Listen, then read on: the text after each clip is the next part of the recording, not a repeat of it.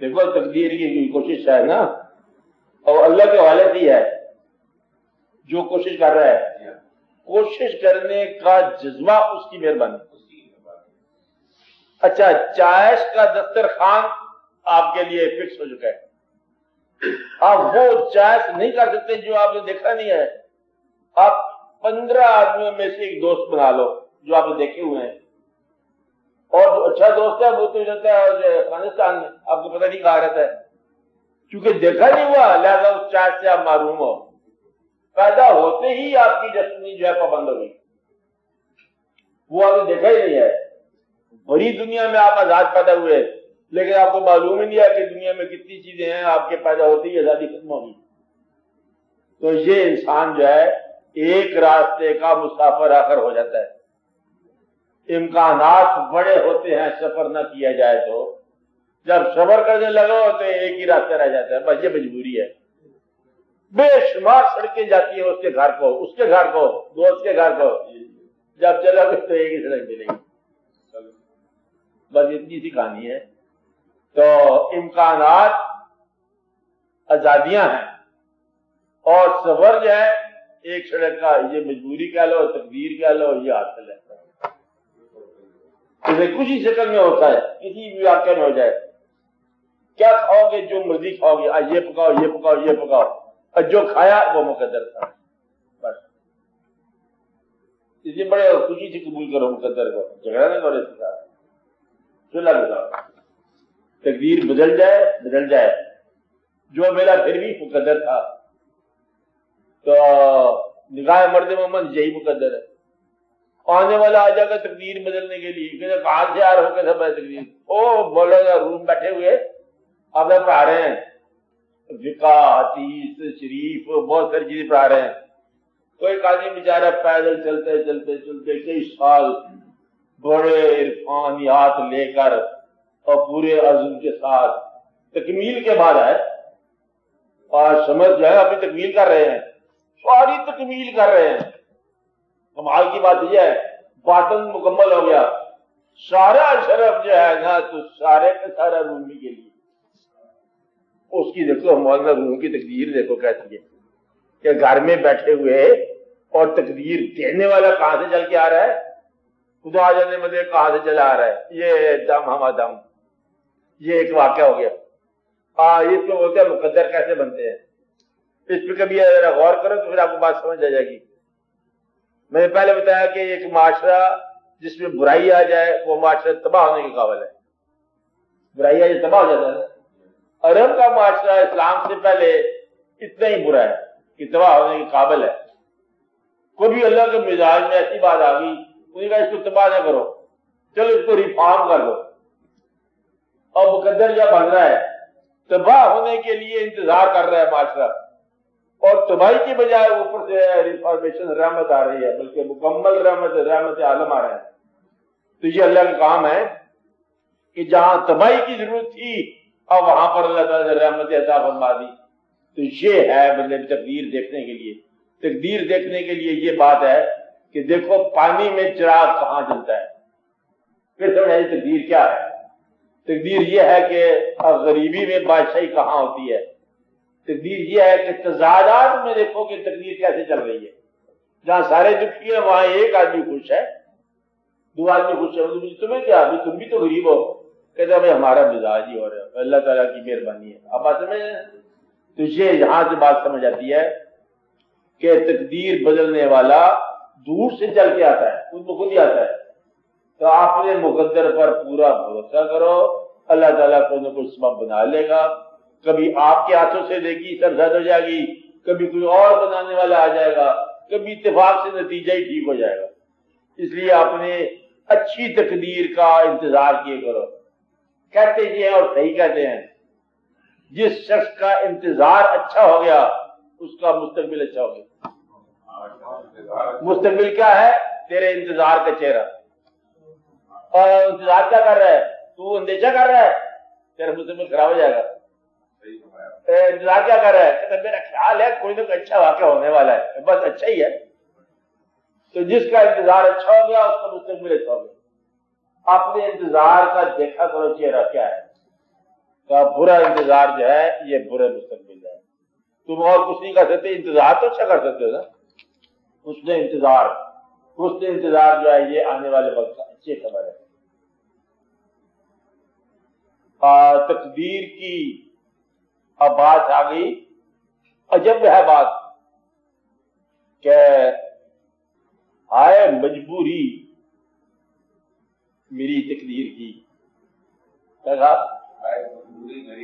وہ بیچارے مجبور ہے. آئے مجبوری میری تقدیر کی, ہر قدم پابند ہے تحریر کی. وہ تقدیر ہی پابند ہی پڑی ہے. کیا کرنا ہے دو لگیاں, وہ تقدیر پہلے لکھی پڑی ہے پابند. آپ بات سمجھے شروع کی طرف. دوسرا شعر سنو اس کا. تقدیر بدل جائے تو حاصل بھی ہے تقدیر. تقدیر بدل جائے تو حاصل بھی ہے تقدیر. آغاز انجام کی پیشانی پہ آغاز رقم ہے, دونوں ٹھیک. ہاں آپ نے جگہ خریدی تھی وہی تقدیر تھی. اگر جو ہوا آپ نے وہاں جگہ خریدی تھی نا یہ تقدیر ہے. پھر وہاں سے بنیں گے پڑوسی, بنیں گے واقعات ہوں گے, حالات ہوں گے, تقدیریں بنتی جائیں گی. اور یہ سارا واقعہ ہے پہلا قدم. تو پہلا قدم جو ہے یہ آپ کا تقدیر کا قدم ہوتا ہے, اور وہ آپ کو ایسے سمت میں لے جاتی ہے سوائے اس کے فضل کے. پھر وہ مدد کی بات نہیں ہے.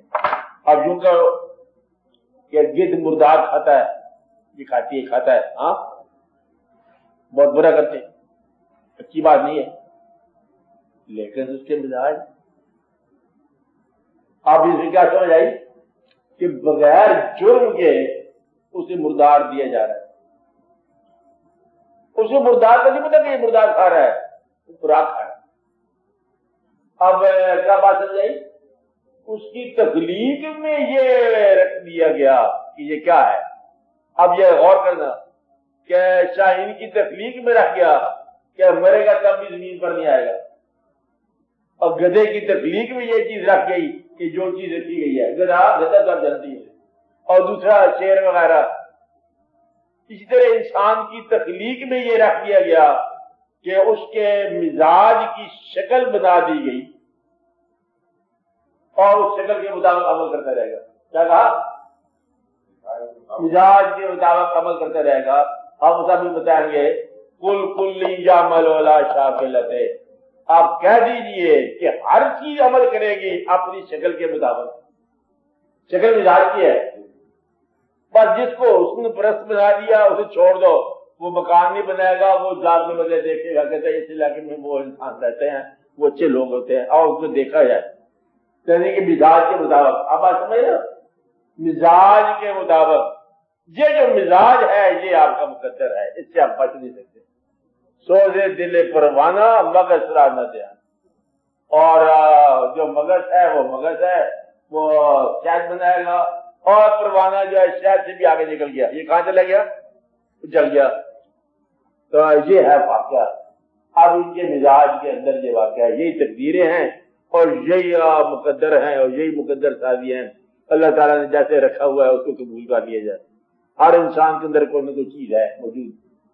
آپ دیکھو کتنی آپ کوشش کرو سارے آپ کو انترے ماترے آتے ہوں تو آپ کا گلا نہیں بنے گا جیسے اب گانے والے کا گلا بنتا ہے. اب جو مرضی کر لو اس کا گلا بہت اچھا بنتا ہے. آپ شعر کہنے کے لیے کوشش بڑی کی ہے, شعر نہیں کہہ سکتے. جتنے لوگ ہیں شعر کو جج کرنے والے شعر نہیں کہہ سکتے اور پوری طرح شعر کو جج کرتے ہیں. اس طرح کچھ لوگ اسٹیج پر جا کر اور گھبرا جاتے ہیں, صاحبان میں باندھ کر میں جا رہا ہوں, بس آگے میں نہیں بول سکتا جتنا یاد تھا. ایسا ہوتا نہیں ہوتا. کچھ لوگوں کو بڑے شوق ہوتا ہے, بس بیٹھے بیٹھے تقریر کرتے جا رہے ہیں. مسجد میں بیٹھے وہ کھڑا ہو جائے گا, مسجد میں کہتا ہے میری بات سنتے جاؤ. ایسے نہیں کہتے ہیں. آپ کو شوق ہے نا, کہتے ہیں میرے بولنے کا شوق ہوتا ہے کچھ لوگوں. تو یہ مزاج ہے. اپنے مزاج کو پہچانو, تقدیر کا سوال حل ہو جائے گا کہ تمہارا مزاج کیا ہے, تمہاری تخلیق کیا ہے, تمہاری تشکیل کیا ہے. ہر آدمی کا الگ الگ ٹیسٹ اللہ نے رکھی ہے. ویسے گنتی کے ٹیسٹ ہیں تھوڑے سے 10-12 ہی ہیں سارے مزاج. کبھی غور کرو تو بات سمجھ آ جاتی ہے کس کیٹیگری میں ہے. کچھ لوگ ہوتے ہیں وہ چلتے ہی رہتے ہیں، گھر سے باہر مسافر ہی ہیں، کچھ لوگ ہمیشہ ایک جگہ پر رہتے ہیں، مقیم رہتے ہیں، زمانہ ہل جائے اپنی جگہ سے وہ نہیں ہلیں گے۔ کچھ لوگ ہوتے ہیں ہمیشہ فگر ورک کرتے رہتے ہیں، اکاؤنٹ یہ کرتے رہتے ہیں، کچھ لکھتے رہتے ہیں، کچھ پڑھتے رہتے ہیں، کچھ ہمیشہ بولتے رہتے ہیں، کچھ کس کام میں اللہ نے لگا دیے لگے رہتے ہیں۔ اللہ نے کام ہے، میلہ اس کا لگایا ہوا ہے، اور عجب میلہ ہے۔ کیا دنیا بدل گئی ہے؟ وہ آدمی نہیں بدلے گا، اور جس کو تم کہتے نہیں بدلے گا اس سے پوچھو تو وہ کہے گا تم بھی نہیں بدلے۔ آپ نے اپنے مزاج میں سارے فٹ کر دیے، ہر چیز اللہ نے فرمایا کہ ہر چیز اپنے مزاج میں ریز رکھ دی گئی، بس پورا گروی رکھ دی ہے، اپنے مزاج سے اب باہر نکل نہیں سکتے، اور بڑا مشکل ہے۔ یہی مقدر ہے آپ کا کہ آنا اور پھر کچھ عرصے کے بعد جانا، اور پھر دعا کرو، دعا جو کرو کہ یہی ہے اللہ تعالیٰ، پہلی دعا اللہ تعالیٰ ہمیں ہماری اپنی تقدیر پر راضی رکھے، اور اللہ تعالیٰ جو کچھ اس نے ہمارے لیے تجویز و تخلیق فرمایا ہے ہمیں اس میں خوشی عطا فرمائے، ہم اس کو قبول فرماتے ہیں، ہم اپنے طور پر اسے پسند کرتے ہیں۔ یا رب العالمین، تو نے جو ہمارا نصیب رکھا ہے ہمیں وہ منظور ہے، اور ہمیں ہمارے اپنی زندگی کو بہتر بنانے کی توفیق عطا فرما، اور ہمیں لوگوں کی خدمت کی توفیق عطا فرما۔ یا رب العالمین، ملک اور قوم کے حالات سے آپ ہی مہربانی فرما۔ بس باقی جو صاحبان مجلس بیٹھے ہیں، آپ کی زندگی میں جو کچھ واقعات ہو آپ دعا کے لیے اٹھاؤ، دعا کرو اپنے لیے، سب کے لیے۔ یا رب العالمین، صلی اللہ تعالیٰ علیہ خیر خلقہ حضور افضل الانبیاء والمرسلین حبیبنا و سیدنا آمین برحمتک۔